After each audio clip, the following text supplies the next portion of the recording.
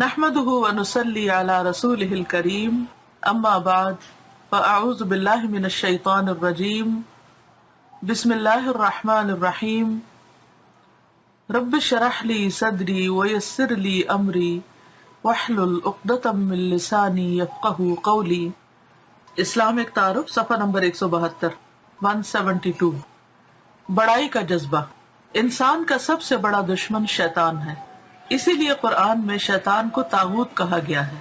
ابتدائے حیات میں یعنی جب زندگی کا آغاز ہوا، ابتدائے حیات میں خدا نے شیطان کو یہ حکم دیا کہ وہ آدم کو سجدہ کرے، مگر اس نے سجدہ کرنے سے انکار کر دیا۔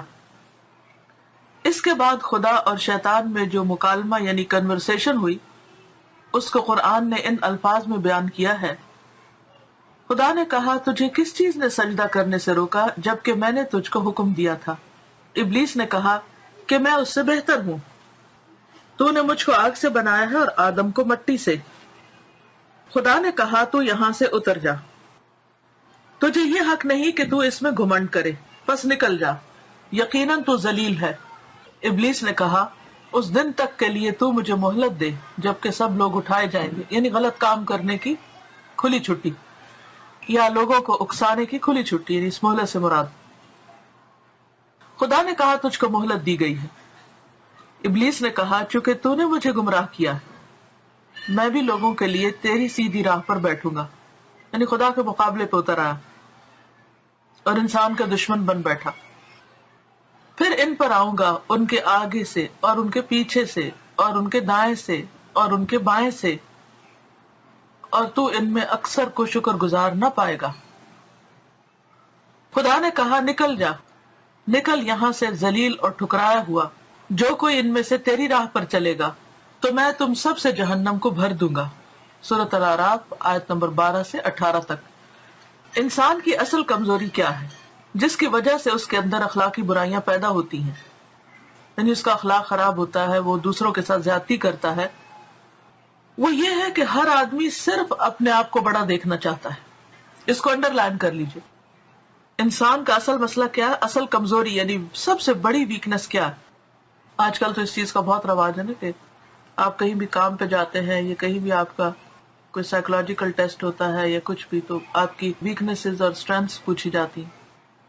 تو بات یہ ہے کہ انسان کی اصل کمزوری، ویکنس، وہ یہ ہے کہ ہر آدمی صرف اپنے آپ کو بڑا دیکھنا چاہتا ہے۔ خود نمائی، خود پرستی، اپنے منہ میاں مٹھو بننا۔ اب چونکہ انسانوں میں فرق ہے، سب تو بڑے نہیں، سب برابر بھی نہیں۔ یہاں خود فطرت کے قانون کے مطابق کوئی چھوٹا ہوتا ہے، کوئی بڑا۔ اللہ نے بنائی ایسے، سب کو ایک جیسا نہیں بنایا، سب کو بڑا نہیں بنایا۔ کوئی بڑا اس لیے آدمی جس کو اپنے سے بڑا دیکھتا ہے، یعنی یہاں خود فطرت کے قانون کے مطابق کوئی چھوٹا ہوتا ہے، کوئی بڑا، اس لیے آدمی جس کو اپنے سے بڑا دیکھتا ہے، یعنی اللہ نے چونکہ بڑا چھوٹا بنایا ہے، لہذا انسان جس کو بھی اپنے سے بڑا دیکھتا ہے، اور یہ مسئلہ ہر ایک کے ساتھ ہے۔ فوق کل ذی علم علیم، ہر علم والے پر ایک بڑا علم والا ہے، ہر مال والے پہ ایک بڑا مال والا ہے۔ تو ہر انسان کی آزمائش ہے اس راستے سے کہ جس کو بھی اپنے سے بڑا دیکھتا ہے اس کے خلاف وہ جلن میں مبتلا ہو جاتا ہے، اس کے اندر ایک تکلیف شروع ہو جاتی، اسے ایک پریشانی لگ جاتی ہے، اس کا چین رخصت ہو جاتا ہے کہ دوسرا میرے سے آگے کیوں جا رہا ہے۔ یہ جلن آدمی کو منفی نفسیات میں مبتلا کر دیتی، یعنی انسان اس کی وجہ سے نیگیٹو تھنکنگ کا شکار ہو جاتا ہے، وہ اس کے پورے کردار کو منفی کردار بنا دیتی، اور یہ نیگیٹو تھنکنگ پھر انسان کو نیگیٹو پرسنالٹی میں ڈھال دیتا ہے۔ اپنے کو بڑا دیکھنے کا جذبہ ایک فطری جذبہ ہے، یعنی انسان کی نیچر میں ہے، اسے آپ نکال نہیں سکتے۔ وہ اس لیے کہ آدمی کو برابر عمل پر ابھارتا رہے، یعنی یہ جذبہ ہے تو انسان کچھ نہ کچھ کرنا چاہتا ہے۔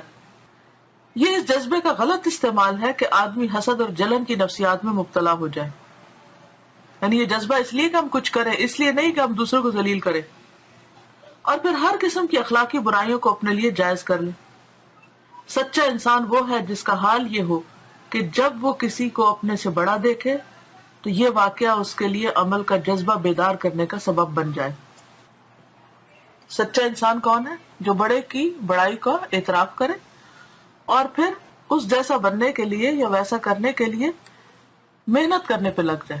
اپنی اس تھنکنگ کو چینلائز کرے انسان، بجائے اس کے کہ کسی سے جلے کڑے. کیا کرے؟